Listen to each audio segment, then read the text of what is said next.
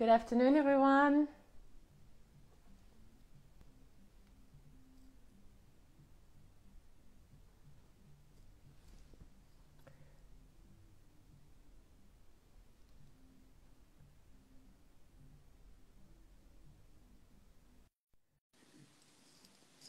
Bonjour, good afternoon, everyone that's joined. I'm really excited to be hosting this event. We're just waiting a little minute. We're going to have Danielle join us any second. Here we come. Hey, Hi, Charlene. How Danielle. are you Hi. today? So good. I'm so happy to have you live with us. Such an honor. I'm so excited as well. I do Good.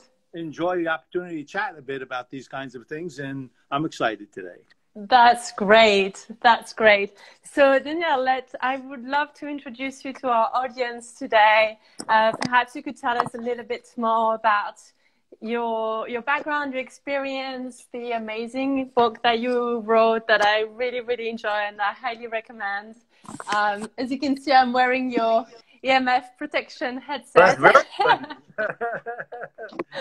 So it would be great if you wouldn't mind introducing yourself. I would love that. Okay. So I was a electrical engineer for the Bell system, and I worked for Bell Labs over 30 some odd years ago. And I used to do analysis and develop standards for telecommunications stuff. So I was very familiar with the technologies that have emerged over the last 30 years or so. And so one day, my boys were visiting me, and they're men, and they had laptops on their laps for about 3 or 4 hours. And what happened was my wife goes over and says she wants grandchildren. And I said, the power levels of those devices you have on your lap, there's no way they can be dangerous to you. So what I did was I began investigating it a bit to see if it was true or not. And I was really surprised. It actually was, in the scientific community, a fairly well-known problem that we had from these emissions. I couldn't believe it. So I ended up, from my background, developing some shielding for my boys. And they began using it, and then their friends liked it, and all of a sudden I was in the business of providing shielding for personal devices that we use around us every day. And without any doubt, it was pretty clear to me there was a lot of evidence that there's dangers, and just no one knew. That's why I wrote the book, Radiation Nation. That's fantastic. And Danielle, I think that a lot of us around hear this EMF, but we don't necessarily understand it very well unless we've read your book. So if you could simplify it and define it for us, what would you say is EMF? Where it comes from? Can you help us shed some light on this? Okay. When you have a laptop or a tablet connecting to Wi-Fi, there is a signal that's transmitted from your laptop, and it goes into the air, and it connects to the Wi-Fi, and that's how you connect to your internet. So there's an emission being transmitted into the room, and it's being transmitted to a receiver in the Wi-Fi. With a cell phone, if you have a cell phone on, that signal is basically the same kind of signal. It builds up and it connects to a cell tower. So they're transmitting power levels of, and give you an example of what it is. When you have a microwave oven, and when you put your meat inside the microwave oven, the microwave's turned on, and what happens? The water between the cells oscillate the cells, the meat heats up, and voila, you have cooked meat. Well, guess what? That's 2.3 gigahertz. Cell phones, Wi-Fi's are between 900 megahertz and 5 gigahertz. So it's a microwave signal, much lower power level, but yet it is a microwave signal. And that's what it is, and that's what it does, and that's why you need to be worried about it. And what would you say, because I know that there is this pushback, oh, it's non-ionizing, so how can it damage human health? And I love how you address that, and I would love it if you could share it with our audience today. Okay, so ionized, I love the idea you're talking about ionized radiation. Ionized radiation is when you go into the dentist and they stick this thing next to your head, and then they put this heavy lead stuff on top of you. They go into the other room, they push the button and it goes zzz, and they come back and see if you're still there. The reason why ionized radiation is dangerous is because the electron that's around the nucleus is being knocked out of orbit and charged. So it damages the cell almost immediately. And that, in physics, we understand that to be a clear path to the DNA damaged cell mutating cells because of the energy level of the signal coming out of the X-ray that's being done. Gamma rays, and there are other ionized radiation in that space, but everyone typically knows about X-rays. Well, non-ionizing radiation is when there's a different mechanic in play. It's not like the cell is going to have an electron that's knocked out of its orbit. But what happens with non-ionizing radiation, it actually begins irritating the wall of the cell. And if you irritate it a lot,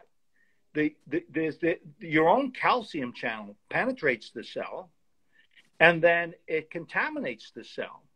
And oxide builds up, and there are chemical reactions that occur within the cell, and that's what creates mutated and damaged cells. Different mechanics, same end result. They're just different. That's really, really good to clarify that, and really good to know. And one of the questions that comes up a lot that would be so good to hear an answer on from you is, for everyone out there that's understanding slowly about EMF and worried about their devices, what would you say are the devices that they should be most concerned about? Because we have the mobile, we have the laptop, we have the Wi-Fi. Could you give us a little overview of what we need to worry about? So, Charlene, what's interesting about that question is, 10 years ago, we none of us had all these cell phones. None of us had these laptops. We didn't have all these devices. To be clear, laptops, tablets, cell phones, Wi-Fi, any transmitter in a room that is like a TV wireless connection. All of them transmit in a room. So 10 years ago, we didn't have many of them. Today, we have a bunch of them all around. So it's not just that we have a transmission, but we have many transmissions now next to us. And so what you worry about is from your cell phone. You have a Bluetooth transmitter on it, which is a Wi-Fi, a RF signal, a non-ionizing signal. You have Wi-Fi, and you have a cell phone. You actually have 3 transmitters that are constantly on if you don't turn them off. And by the way, GPS, there's a constant pinging that occurs there as well. So you have 3 transmitters that are right next to you, and probably you only need one of them. You probably only need the cell tower connection, and you can do all the device activity you want without those. Charlene, I actually talk about that as bees in the room. You think about where these sources are and just turn them off. One bee won't kill you, 1,000 will. The more you have these devices around you, the more potentially dangerous it becomes. And I love that you cover this in your book and explain how we are wired 2/3 of our waking hours, because those stats really make us think, right? Right. And Charlene, think about this. When I grew up, I remember when the cell phone was introduced. Mm. I had a cell phone back then, but I couldn't call any of my friends because they didn't have a cell phone, right? Fast forward today, everyone's walking around with a cell phone. Mm. So where before it was not a real concern, it is a very serious concern. And even think about this.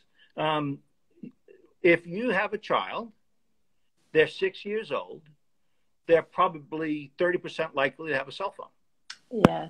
Yeah. And the standards that were created for cell phones to try to limit the power levels against your head, they were good, and they were designed for a 6-foot male. Mm. I was in the Army, by the way, at that time.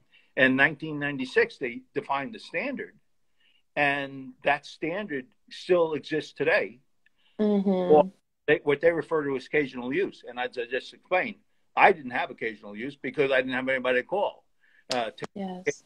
Use is hours, and even worse, a 6-foot male represents 3% of the population. Mm. You have women, you have children, you have so many different modeled people using cell phones that, in fact, for me, when I have a cell phone to my head, it goes into my head 1 to 2 inches, and it heats up my skin by up to 2 degrees. That's what the stick allows. If you're a 6-year-old child, it goes right through your head, completely head. And unlike me, it's their entire life. For me, I only half my life, or a quarter of my life. For a child, it's all their life. So. And I love that you talk about this as well in your book, how our toddlers are just exposed to EMF. And I really particularly like this anecdote that you gave about how children's toys are labeled as safe, even though they are not. Can we talk for a minute about, why does it matter so much in terms of our children? How do we protect them? Why are they more susceptible? Yeah, so it's like I have a thick skull. At least that's what my wife says, right? Mm. So I actually do. As a 6-foot male, you have thick and you have dense skin layers, and you have more density. But if you have inside the brain, it tends to be soft tissue. Mm. But as you go as a child has a very thin skull. Their brain is still developing, and it's very, very, very soft. And in fact, that's why it's so dangerous. It's because what they have as exposure is for me, the danger exists, but for children, it's 3 to 5 times more dangerous, just because they have the thin skull and the very soft tissue. And so it's really sort of more concerning for kids than it is adults. Yeah, I think that's a really important thing to stress, and I love that you have products that also protect pregnant women. And the reason I wanted to talk to you about this as well is because I work with prenatal clients to do prenatal yoga, and it's something that I'm particularly fascinated about. And when would you say it would be a good idea for a pregnant woman to start using that EMF protection around her stomach and to... Wonderful question. Okay, so I'll go a couple of years ago. There was a researcher who took a group of women that were in their first trimester, and they gave every one of those women a meter, and they walked around their daily lives, and they measured the RF, the radiation from laptops and cell phones around them every day. At the end of the study, what they found is, if there was a high concentration of emissions in that room, then they were 3 times more likely to have miscarriage in the first trimester. Wow. So there was that data. We also know it's that autism and other problems with the human race is in vitro. In other words, if you're in the first trimester and you have a laptop or a cell phone in your pocket, maybe, that is radiating into the womb. And radiating into the room is potentially interfering with the growth of that child that was in the womb. And that's why they talk about in vitro starting for ADHD in the womb. So you really want to protect yourself if you can. And you should never really, in general, have devices close to your womb. And particularly if you're pregnant, you should never do that. It's just, you're risking something more than you should be, because there's very easy things you can do. You remove the stuff away from you, or you get shielding devices to protect you. So good to know. So good to know. And in light of all this incredible knowledge and factual, scientific, based knowledge, why do you think that is, that our government are not protecting us harder or putting more protection? I know the French governments have tried, other governments have tried. We've seen, the library having non-Wi-Fi, and you can see little efforts and little attempts. But why isn't it bigger? Why are we not talking about this more? Charlene, when I was 12 years old, I smoked cigarettes. Be a big man, right? At that time, there was virtually no common knowledge whatsoever that there was a link between smoking and cancer of the lungs. None. But you know that at that time, researchers knew there was a link. So the scientific community knew it and had confirmation of it, but it was not general understood. It took 30, 40 years before the institutes that were selling the cigarettes were forced to begin dealing with that direct link. And trans fats, the stuff we cooked our French fries in. Yes. They were saying, there's a lowly biochemist, 30 years. He said, look, it's not the eggs that are killing you, it's the trans fats you're cooking in that's killing you. So he said, it is that, and only, what was it, last year was banned. It took 30 years for that to be banned. We know it, and yet it took that many years to change. And that, I believe, is exactly the same parallel. There's trillions annually made in industries. And so they have very, very strong lobbying groups. And it's not unusual. That's what has happened in the past. And we've seen it in a variety of different ways. And that's what's occurring here.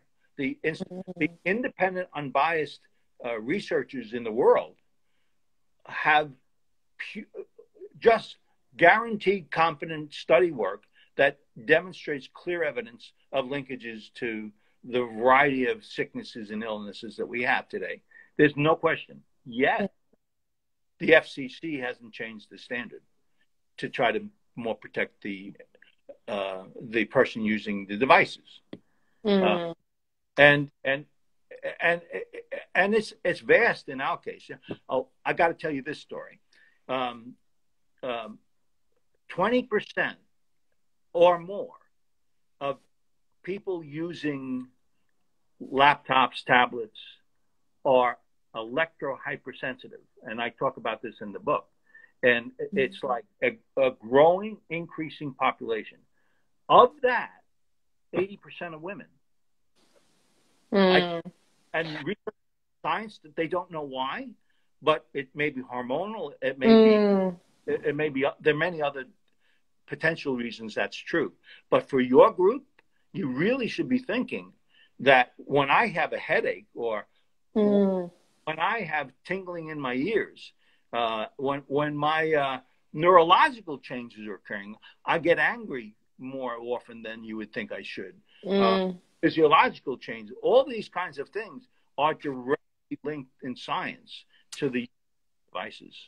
Yes, and I really love that you just mentioned hypersensitivity, because that was one of the questions that I got from my audience before coming to this live event with you was, how would someone know that they are hypersensitive to EMF, and what would be the symptoms? I know you talked about tingling and headaches. Could you talk to us a bit more about this? Yes. So when we want to know if someone's electric hypersensitive, we ask them typically, if you smell gas, does it bother you? When you smell perfume, does that bother you?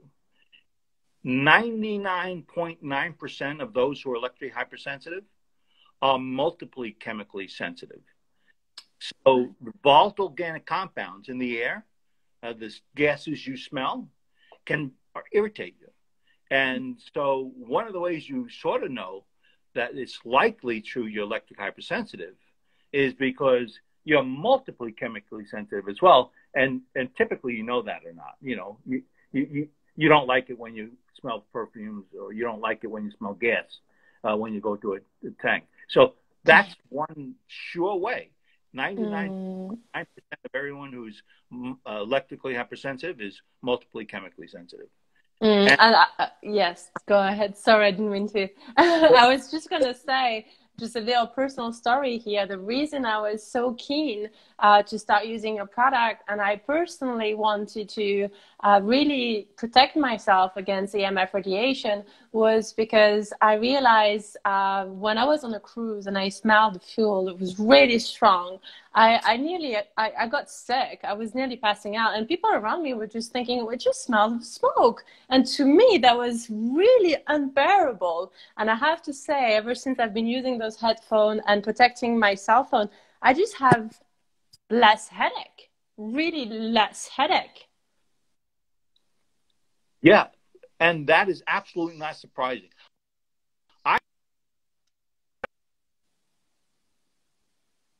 To 30% women, and no question about it. Your exposures are 10 times what it was just 3, 4, 5 years ago. And the cycle of the human evolution dealt with this level emission that's constantly barraging us. And so the body would react by different ways for different people. In fact, have you heard of oxidative stress? Yes, of course. Okay, oxidative stress. I hate the word oxidative stress. And I hate it because everyone thinks they understand the problem, right? They think, oh my goodness, the cell doesn't like what it's seeing. It doesn't like its environment. It's much more complicated than that. You know, when I talk about the breakdown of a cell, for example, I'm not so worried about the calcium channel breakage of the cell and mutating. The real challenge for us is that our environment is making us more electric hypersensitive. And kids in school, they have all Wi-Fi around them, and they're getting more angry than they were 10 years ago. Yes. What's changed? That environment they're living in has a low-level emissions that are constantly barraging them for 7 hours a day. And you think about that. You know, it's like when you're exposed for a few minutes, it's not a big deal. But it's over time really does have a much more major impact for you. And the stats around ADHD for children as well are staggering. It's on the rise every year. And frontal lobe cancers are on the rise every year. You know, and when you have cancer from a cell phone, it's typically frontal lobe. So like we have so much evidence of a worsening condition for the race at so many different levels.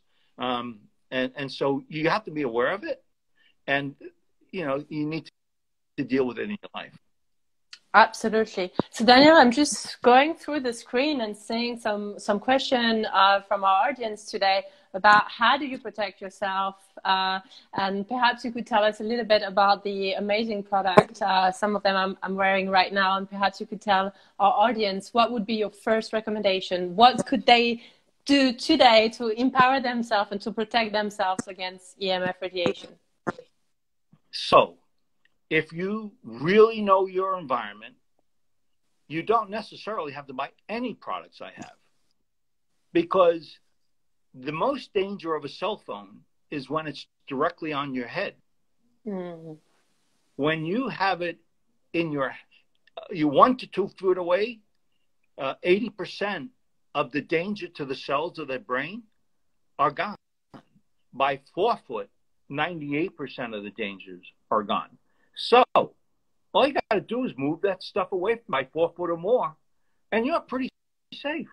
So, and you really should think about that. When you have a laptop, I don't use a laptop on my lap. I never would. Laptop, and I have an Ethernet connection. I eliminate the transmitter from the Wi-Fi by going Ethernet. So what you want to think about, what can you do to reduce the number of bees in the room? And so that's very straightforward stuff. And when you have your cell phone in your hand, to answer your other question, you can use earbuds by moving the cell phone even further away. And in our product, I actually take the electrical signal and I convert it to an acoustical signal, and then it goes up your head. If you were electric hypersensitive and you took that wire up, you actually could feel it. You would find it irritating. It may burn you a little bit. So we try to eliminate any exposure to the head and the thyroid, for that matter, because that's the other influential part of the body that you got to be careful about. Yeah, So, it has a knock-on impact on our hormones as well. And I think for women and for men, it's really something to become aware of. Yeah, there's no question about it. There's clearly impact to the hormones and the pineal gland of the head. There's so many parts of the body that are literally not shielded at all. With the thyroid, for example, it's a piece of skin. That's it. That's it. And then when you have a cell phone there, it is changing the function of this. Okay, when we talk about a cell phone to the head, and you're going to have a problem sleeping at night if that cell phone's in your room at midnight, right? So when you have a bedroom, it has to be a sanctuary in which you remove all devices that even a clock generates an emission. You want to put that at least 3 to 4 foot away from you. And by simply reducing those exposures within that room, you'll find your sleep.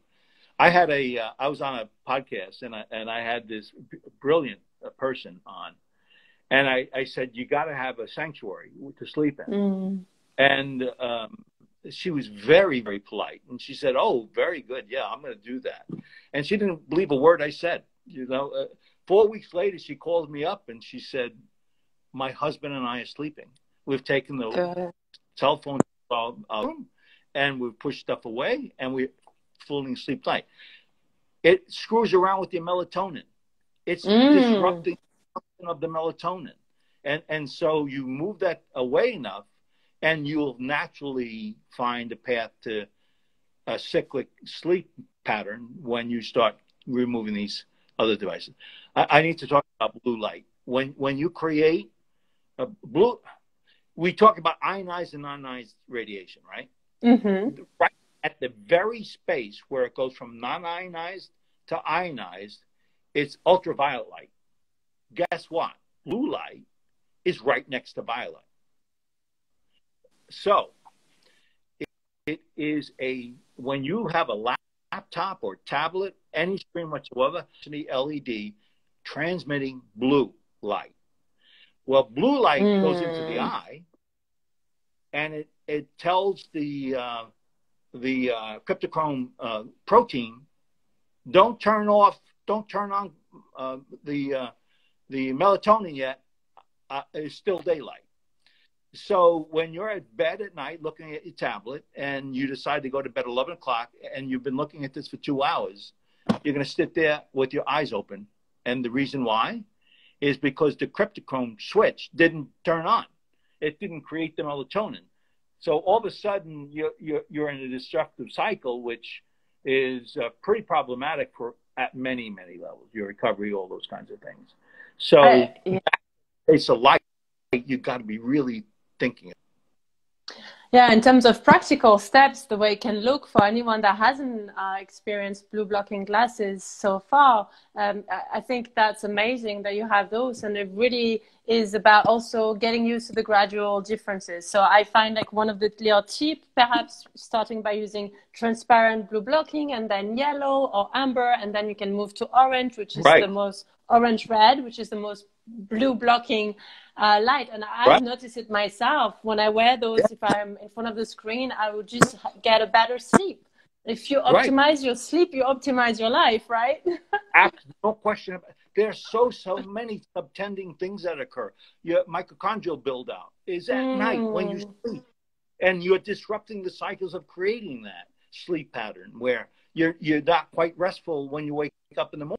It starts because you're disrupting the cycle, the cycle of sleep. Absolutely. In other words. Danielle, there was a question coming up as well on the list about 5G. I think a lot of people here would love to hear your expert opinion on 5G and perhaps share a few thoughts with us today. Okay, so 5G means a lot of stuff to a lot of people. Most of what you know is from marketing information. You know very little about the facts.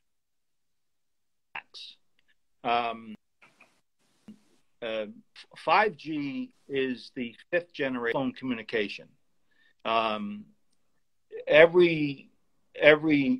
1 to 4G, you got a little bit more capabilities because they were transmitting in slightly different ways and packaging stuff in slightly different ways. 5G, everything you're hearing about in 5G, using basically the same identical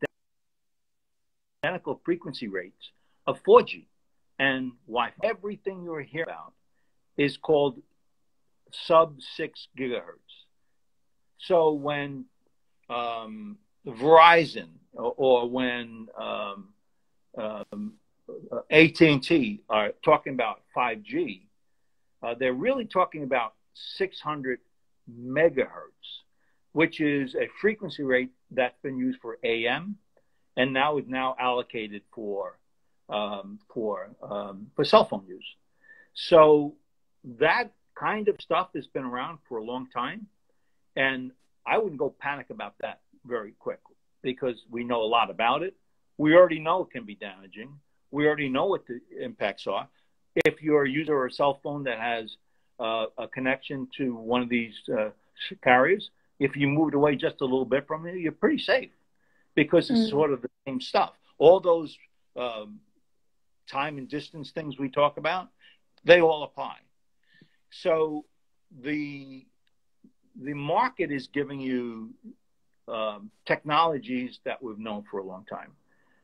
In 5G, however, where it really differs is when they have cell sites in front of your house. They call it small cell sites. They have high connections to your house. They're using 20 to 80 gigahertz. I got to tell you what it is. 1 hertz is 1 cycle per second, 1 wave per second. When you have 1 gigahertz, you have 1 billion cycles in 1 second. When you have 20 billion cycles per second. So it's going really fast, really fast. For the 5G small cell site transmissions, the stuff that's going to be very much in front of your house, those are the ones that all research and science is saying could be dangerous. We know nothing about it because it's never existed in our environment. It doesn't exist that speed. We know at 20 gigahertz, we know up to 4G, immune is suppressed from emissions. And we didn't talk about that, but we know for a fact your guts, there is a gut suppression to the virus. And actually, bugs and bacteria love RF, these signals around it. They love it, so they propagate. And not so much the good stuff. There's no guarantee it's the good stuff versus the bad. In fact, what we know is when you're hypersensitive, there's certain bacteria that increase, which is not a good thing. They become more dangerous, actually. So when you go to at the small cell site, which is typically 20 gigahertz, we know for sure bugs like that even more. So your bacteria will propagate even more. But believe it or not, that's not statistically significant because no other studies have been done. I know of one. And in general, there are no studies available at all about this 20 gigahertz small cell site transmission. So the concern is that we don't really know. Historically, that it's been progressively getting worse for us. And we have humans that are progressively getting worse.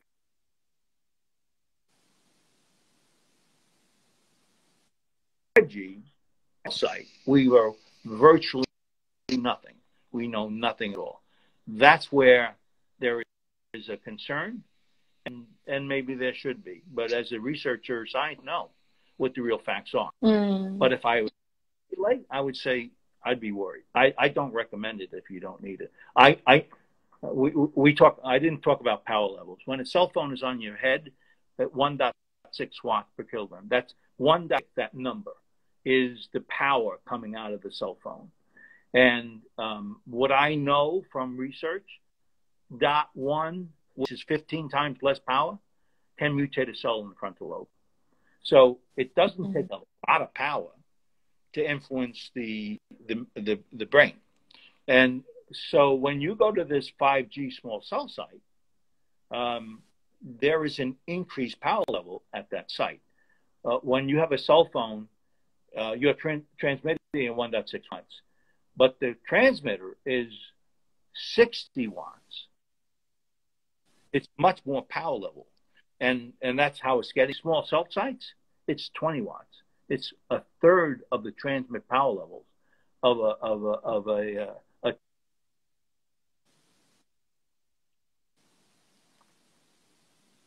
so close to your house. There's a lot of power. We don't know what that means, but we know it's clear. And what are your thoughts, Danielle, on harmonizing and harmonizers? Any point we get this question right now from our audience? Any thoughts on harmonizing EMFs? I got in the business because I was a little frustrated. I'm an engineer that actually analyzed technology for years and years and years. And the only real evidence that I know is something I would listen to is independent study work from those who understand the problem. When I hear about technologies that don't use physics facts, I get a little concerned. What were you talking about? I don't understand the physics you've just explained to me. I don't understand the electrical description of what you just gave to me. And I find a lot of that in the marketplace. And so I often tell people, if you really want to know what it means, look for independent laboratory work about the claims being made by the vendor. I can't comment on individuals, but I can tell you I'm concerned about a lot of what I see. It doesn't, of course. It's pseudoscience is what I hear. Yeah, that's the dangerous bit because they're not experts and they don't necessarily know the claims they're making. And that's why I'm so grateful to have you today to answer this question and really to give us indication, because we hear so much, right? There is this information overload, but so much of it needs to be filtered because there is information coming every corner, and it's not always coming from scientists, from expert engineers as yourself. And that's why I can't tell you how happy I am that we can finally clarify some ideas and understand it better. I was in a conference and some guy came up to me and was telling me about grounding. Now, I understand grounding pretty well, So they were talking about grounding is what the best thing they can do because it keeps people safe. I said, from what? What do you think you're being safe from? And of course, the electric power within your walls generates emissions, and a grounding pad does nothing for that. When you have a grounding pad and you have your feet on it and you have a cell phone on your head, you're still going to die because the signal's to your head. You're not being grounded. There's no value to that grounding. Or a grounding is a short to ground. Think of it this way. When you have a lightning storm, when you have a tree versus a open plain, where would you go? You wouldn't go under the tree because that's going to put the lightning. That's where the lightning's going to go. And so you really want to minimize directionally pulling in the RF signal to your body. So at night, don't ever get a grounding pad for your bed. That's the dumbest thing you can do. But on a keyboard and working during the day, it's probably okay to do. There's a bit of grounding there that may benefit. But if you're hypersensitive, that makes it even worse, by the way. It disrupts the body. There's a natural capacitance of the body that actually gets disrupted. So I don't recommend it very strongly. So the question I'm seeing in relation to the grounding comment is, what about earthing? How does that relate? Because we hear a lot again, earthing, grounding. When you go out on the beach and you put your sand your feet in the sand and you feel calm, there is an electrical discharge because there's a strong path to ground. And that temporary benefit is really actually fairly good for you. It really is allowing you to discharge. When you have cotton socks on and you run then touch a handle for a door, you get a little shock. That's because your body's charging that energy, and when you touch that, it's discharging. So there's value to that discharge for your body.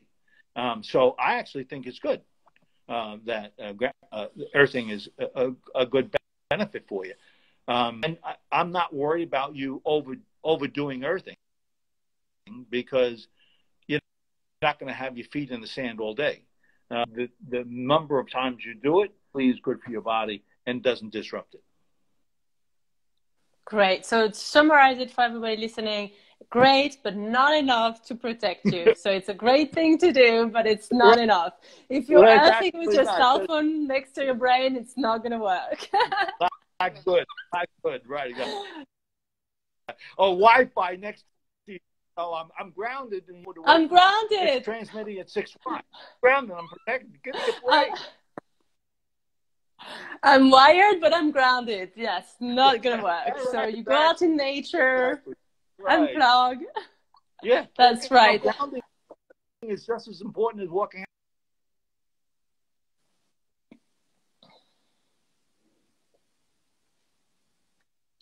And I'm so grateful that you really touched upon that today, because I think it's a recurring subject and it's something that people want to get clarification. And since we are on the topic of getting the right information source, where would you say our audience can go to get your book, to get more information? Because you write so beautifully and in a manner that is really approachable. So I would like you to tell us a little bit more about where everyone can get access to the right source of information.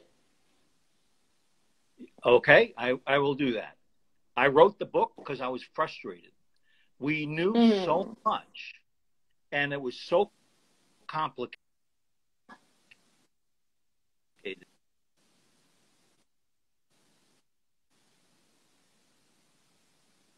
I think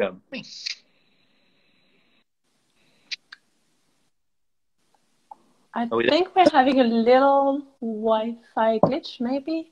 Yep. Okay. So, are you back? I think I lost you for a moment. Okay, we're back. When you The have, Wi-Fi knows we're talking bad about it, so it doesn't want to let us. there we are. I can. It doesn't want to let us work. There we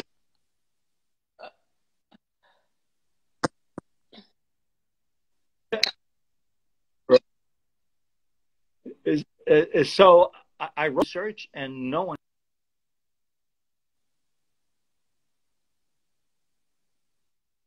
every one of you want to make sure you understand the facts so you can decide what you want to do in your life.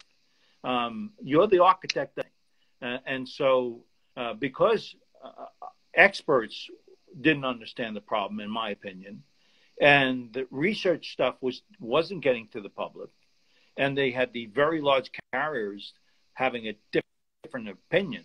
I felt for someone to be able to sort of be able to read something and get some level of understanding so they can make intelligent choices.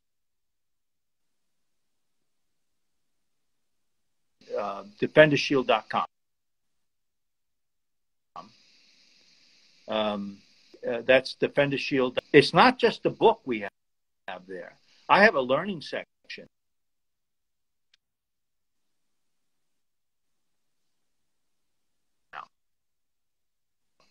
I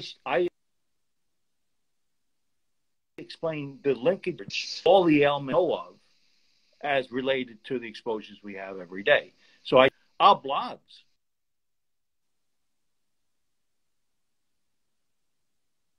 We try to keep that up to date. So DefenderShield is where you can go for this information. Great. I think the sound cut it in and out a little bit. So for anyone that hasn't heard the bits missing, I will share the link to your website.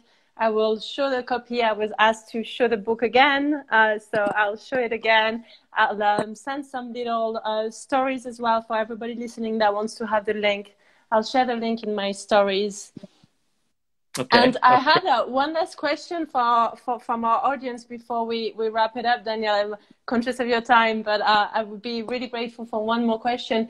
What about, you know, we talked a lot about the brain and the head and the phone. Now, a lot of men, we tend to put our phone in our handbag, and I'm sure it's not much better. But the question that I had recurring was all about the businessmen putting all the phones next to their underpants and in the pocket. What about that? Do we need to worry about that? So when I went back, when I started, remember I told you about the story about my wife says I want grandchildren? I love that, and that's why I thought we started with that, and let's wrap it up with this story, you know? And by the way, Charlene, I still don't have grandchildren. But, oh! So at that time, there was so much research about what the impact is. After 3 to 4 hours, something like 20 to 25% of the male sperm is immobile. And long-term use has long-term impact of that immobility and disruption of the sperm. Doctors are saying, doctor, we can't have kids. Well, where's your cell phone? Where's your tablet? Where's your laptop? If you have a clue, we know there's a growing evidence and scientific knowledge that it is bad to worse as more and more you use it, and it is for women too. 8 years ago, if you were exposed to the womb, you were 2% likely to get a tumor. And of that, a small population becomes cancerous. It is not a good place to put your cell phone. If you have a cell phone and you're putting it in your pocket and you're a 12-year-old girl, you can have a mutated cell within the egg. And that mutated cell can be ultimately born with that mutation, and subtending generations can have that mutated cell. So it's not just men, it's women as well. I work with probably one of the most brilliant radiologists in the world, country, if not the world. And he didn't believe me when I told him that. And one day he had a young woman come into his office, and she had lost her child almost at birth. And when they looked at her history, and she had all this technology around us, and she had the child had two extremely rare cancers, and he concluded that for him and his clinic, that was enough evidence for him to be cautious and make sure women made sure they kept these technologies away from their, particularly the very soft parts of their body. But men, they're dumb. Don't put it in the back pocket. Don't put it in the front pocket. It is clear, and science knows it's dangerous. I am so glad that you clarified this for us today, Danielle. It's been amazing talking to you, and I could keep you for another hour, but I'm sure we can have another event and we can cover more subject and more questions. Absolutely. That would be really amazing. This subject goes on and on and on and on. We can talk about it. I know. We could talk about it all day. Right. So perhaps we will organize another event and address more questions. But for now, I'm really so grateful. I know everybody that listened today heard something, and I can't tell you how much of a difference it's made in my personal life to use EMF protection products. And I really think that is something that needs to be spoken about more. And we're not saying technology is to be avoided or is bad. Right. It's about using it smarter, using it wiser, exactly. Understanding how to hack it. Yeah, you're not going to throw your cell phone away.